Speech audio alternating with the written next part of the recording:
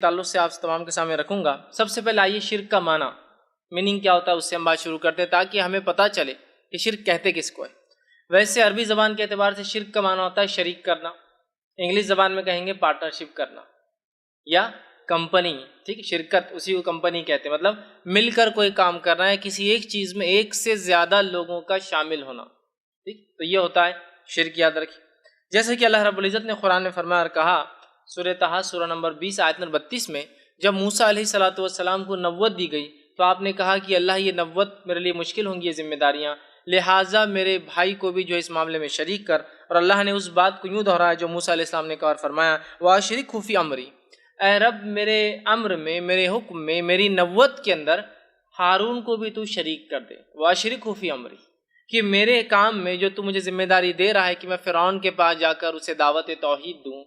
اسے بنی اسرائیل کو آزاد کرنے کی بات کہوں، تو مجھے جو ہے یہ کام میں اکیلے نہیں کر سکتا ہوں، تو لہٰذا میرے اس کام میں، میری اس نبوت میں کسی کو شریک کر دے، وَأَشْرِكْهُ فِي أَمْرِي، اس حکم کے اندر جو تو نے مجھے دیا ہے میں اکیلے نہیں کر پاؤں گا، کسی کو شریک کر۔ اللہ رب العزت نے دعا کو سنا اور موسیٰ علیہ السلام کی گزارش پر ہارون علیہ السلام کو اللہ نے اپنا جو ہے نبی بنا دیا۔ تو یہاں دیکھیے کیا لفظ استعمال ہوا، وَأَشْرِكْهُ، کہ اس شخص کو، میرے بھائی ہارون کو میرے کام کے اندر حصے دار بنا دے، پارٹنر بنا دے۔ تو گویا شرک کا معنی ہوتا ہے عام زبان میں پارٹنرشپ، کمپنی، مل کر کوئی کام کرنا، جس کو ہم شرکت بھی کہتے ہیں، ٹھیک، تو یہ اس کا بہرحال معنی ہوتا ہے۔ اب شریعت کے اصطلاح میں شرک کس کو کہتے ہیں؟ شرعی اصطلاح میں شرک کا معنی یہ ہوتا ہے کہ اللہ کی ذات میں، اس کی صفات میں، اس کی عبادت اور بندگی میں